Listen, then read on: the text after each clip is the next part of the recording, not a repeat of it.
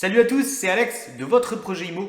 J'espère que vous allez bien. Je voulais juste faire une petite vidéo aujourd'hui pour vous parler de la fin des questionnaires de santé pour les projets d'achat immobilier. C'est parti. Alors, reprenons un petit peu ce que c'est que ces questionnaires de santé. Aujourd'hui, quand vous faites un prêt immobilier, vous êtes obligé de remplir un questionnaire de santé pour voir un petit peu les différentes pathologies potentielles que vous pouvez avoir.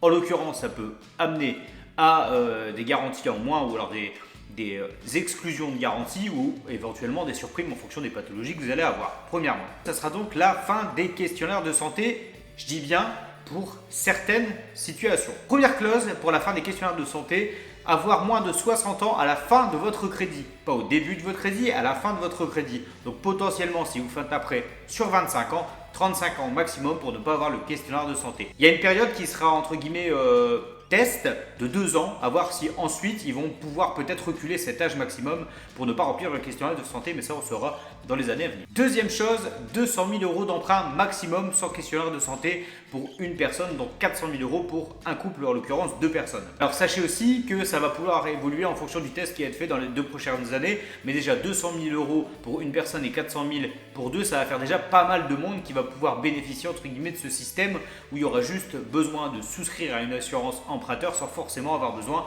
de remplir ce fameux questionnaire de santé. Une troisième chose également, le droit à l'oubli. Qu'est-ce que le droit à l'oubli ? En fait, pour les personnes qui avaient des pathologies telles que l'hépatite C et les cancers, si vous êtes aujourd'hui en phase de guérison, avant il y avait ce qu'on appelle un droit à l'oubli de 10 ans si vous aviez plus de 21 ans à la fin de votre thérapie sur laquelle il y a eu une rémission, et pour des personnes qui avaient moins de 21 ans à la fin de la thérapie justement et qui a amené à la guérison, c'était 5 ans de droit à l'oubli, donc vous n'étiez pas obligé de stipuler que vous aviez eu un cancer ou alors une hépatite C.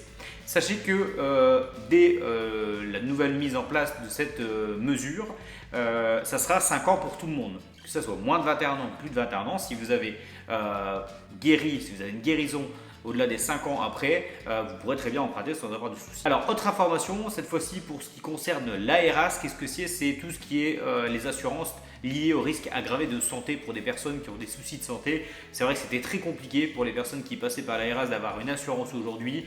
On ne sait pas à quel niveau ça va être vu, mais ils vont faire en sorte d'assouplir les règles d'octroi à des personnes qui ont des soucis de santé pour leur permettre aujourd'hui d'être non seulement assurés en cas d'emprunt, mais aussi pouvoir avoir un emprunt plus facilement. Voilà, donc ça aussi, on n'a pas d'informations plus précises, mais on sait qu'ils vont se pencher sur cette information-là. Dernière chose qui peut vous intéresser si vous êtes déjà emprunteur et que vous avez soumis une assurance chez votre banque, ou alors si vous êtes futur emprunteur, vous pourrez changer d'assurance emprunteur à n'importe quel moment. À l'heure actuelle, c'était uniquement pour les personnes qui venaient de faire leur crédit. Pendant 1 an, ils pouvaient changer à n'importe quel moment. Et autrement, c'était tous les ans à date anniversaire. Oubliez, maintenant, ça sera à n'importe quel moment. Ça veut dire que si vous avez l'envie de faire étudier par une assurance, une compagnie d'assurance, le rachat ou la récupération de votre assurance emprunteur, vous pouvez le faire à n'importe quel moment. Voilà un petit peu ce qui va arriver à partir de juin-juillet de cette année-ci. Donc, restez connectés, ça pourrait très bien encore évoluer. N'hésitez pas en tous les cas, si la vidéo vous a plu ou si vous avez des questions à poser, à mettre dans les commentaires, à claquer un petit pouce, à vous abonner, à cliquer sur la petite cloche, et je vous dis à très bientôt pour une prochaine vidéo.